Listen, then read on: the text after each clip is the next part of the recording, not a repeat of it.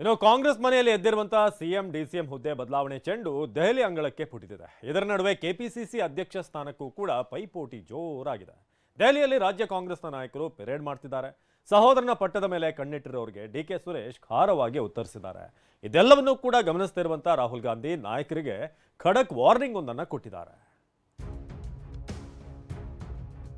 One man one post ಅಂತ ನಾನು ಪಕ್ಷದ ಹಿತದೃಷ್ಟಿಯಿಂದ ಎಲ್ಲರೂ ಕೂಡ ನಾನು ಹೇಳ್ತಾ ಇದ್ದೀನಿ, ನಿಮ್ಮ ಬಾಯಿನ ಬೀಗ ಹಾಕೊಂಡಿದ್ರೆ ಪಕ್ಷಕ್ಕೆ ಒಳ್ಳೇದ್ ಮಾಡ್ದಂಗೆ. ಬಾಯಿ ಬೀಗ ಎಲ್ಲರೂ ಹಾಕೋಬೇಕು. ಎಲ್ಲರೂ ಹಾಕೊಂಡ್ರೆ ನಾವು ಹಾಕೋತೀವಿ. ಅವ್ರು ಹೇಳೋದಕ್ಕೆ ಹೇಳೋರು ಬಿಟ್ಬಿಟ್ಟು ಬರೀ ನಮ್ಗೆ ಹೇಳಿದ್ರೆ ನಾವು ಕೇಳೋನೇ ಅಲ್ಲ. ಕೆಪಿಸಿಸಿ ಪಟ್ಟಕ್ಕಾಗಿ ಕಾಂಗ್ರೆಸ್ ಮನೆಯಲ್ಲಿ ಪೈಪೋಟಿ. ರಾಜ್ಯ ಕಾಂಗ್ರೆಸ್ ಮುನ್ನಡೆಸೋ ಹೊಣೆ ನನಗೆ ನೀಡುವಂತೆ ತೆರೆಮರೆಯಲ್ಲೇ ಕಸರತ್ತು.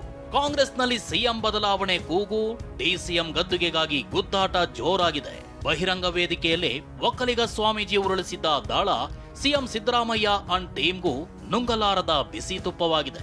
ಇದರ ಜೊತೆಗೆ ಕೆಪಿಸಿಸಿ ಅಧ್ಯಕ್ಷರ ಬದಲಾವಣೆ ಗಾಲಿ ಉರುಳಿಸಲಾಗಿದ್ದು ಸಿದ್ದರಾಮಯ್ಯ ಟೀಮ್ ಹೈಕಮಾಂಡ್ ಕದ ತಟ್ಟಿದೆ.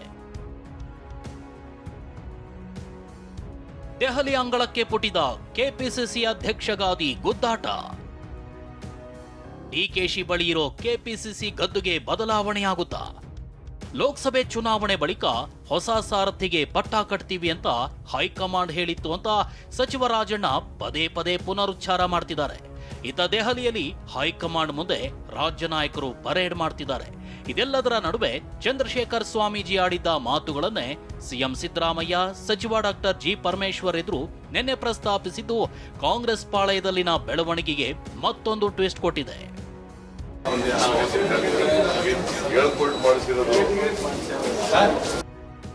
ಅದ್ಯಾವಾಗ ಡಿಕೆಗೆ ಸಿಎಂ ಸ್ಥಾನ ಬಿಟ್ಕೊಡಿ ಅಂತ ಒಕ್ಕಲಿಗ ಸ್ವಾಮೀಜಿ ಬಾಂಬ್ ಸ್ಫೋಟಿಸಿದ್ರು, ಅಲ್ಲಿಂದ ಕಾಂಗ್ರೆಸ್ ಮನೆಯಲ್ಲಿ ಚೇರ್ಗಾಗಿ ವಾರ್ ಮತ್ತಷ್ಟು ಜೋರಾಗಿದೆ.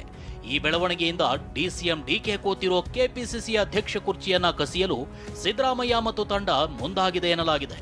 ವಿರೋಧಿ ಪಡೆಗೆ ತಮ್ಮ ಶಕ್ತಿ ಏನು, ಸರ್ಕಾರ ರಚನೆಯಲ್ಲಿ ತಮ್ಮ ಪಾತ್ರವೇನು ಅನ್ನೋ ಸಂದೇಶ ರವಾನೆಗೆ ಮುಂದಾಗಿದ್ದಾರೆ. ಕೆಪಿಸಿಸಿ ಅಧ್ಯಕ್ಷ ಸ್ಥಾನಕ್ಕೆ ಪೈಪೋಟಿ ನಡೆಸ್ತಿರೋ ನಾಯಕರು ಹೈಕಮಾಂಡ್ ನಾಯಕರನ್ನ ಭೇಟಿಯಾಗ್ತಿದ್ದಾರೆ.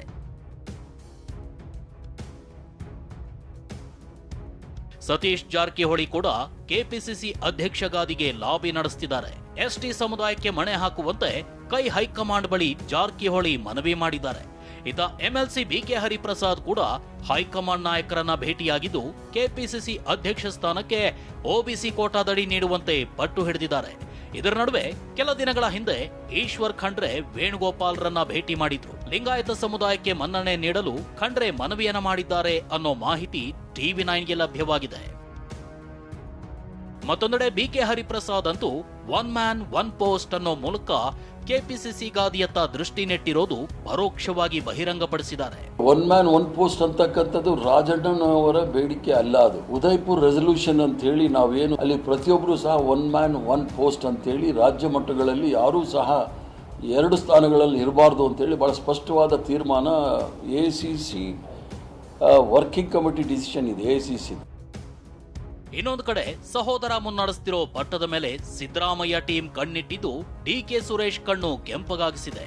ಡಿಕೆಶಿ ಅವರಿಗೆ ಜವಾಬ್ದಾರಿ ಕೊಟ್ಟಿರೋದು ಪಕ್ಷದ ವರಿಷ್ಠರು. ಹೇಳಿಕೆ ಕೊಡುವವರು ಹಿಂದೆ ತಿರುಗಿ ನೋಡ್ಕೊಳ್ಬೇಕು ಅಂತ ರಾಜಣ್ಣ ಸೇರಿದಂತೆ ವಿರೋಧಿ ಪಡೆಗೆ ಮಾತಲ್ಲೇ ತಿವಿದಿದ್ದಾರೆ.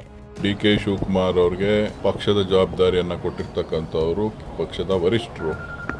ಅವರು ಈಗಾಗಲೇ ವರಿಷ್ಠರ ಮುಂದೆ ಏನ್ ಹೇಳಬೇಕು ಎಲ್ಲ ತಿಳಿಸಿದ್ದಾರೆ. ಅದನ್ನ ಮಾಧ್ಯಮಗಳಿಗಾಗ್ಲಿ ಅಥವಾ ಬೇರೆಯವ್ರು ಮಾತಾಡೋರ್ಗಾಗ್ಲಿ ತಿಳಿಸ್ಲಿಕ್ಕೆ ಸಾಧ್ಯ ಇಲ್ಲ. ಯಾವ ಹುದ್ದೆ ಕೂಡ ಶಾಶ್ವತ ಅಲ್ಲ, ಯಾವ ನಾಯಕರು ಶಾಶ್ವತ ಅಲ್ಲ.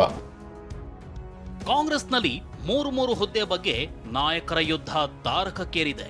ಇದರ ನಡುವೆ ಕೆಪಿಸಿಸಿ ಕುರ್ಚಿ ಕದನದ ಚೆಂಡು ಹೈಕಮಾಂಡ್ ಅಂಗಳಕ್ಕೆ ಹೋಗಿ ಬಿದ್ದಿದೆ. ರಾಹುಲ್ ಗಾಂಧಿ ಭೇಟಿಯಾಗಿರೋ CM Siddaramaiah, KJ George, HC Mahadevappa, Parameshwar ಪ್ರಸಕ್ತ ವಿದ್ಯಮಾನಗಳ ಬಗ್ಗೆ ಚರ್ಚೆ ನಡೆಸಿದ್ದಾರೆ.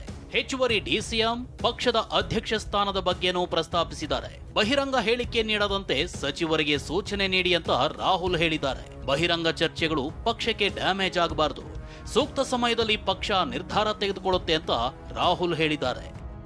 ಬೆಂಗಳೂರಿನಿಂದ ಪ್ರಮೋದ್ ಜೊತೆ ಹರೀಶ್, ಟಿವಿ 9 ದೆಹಲಿ.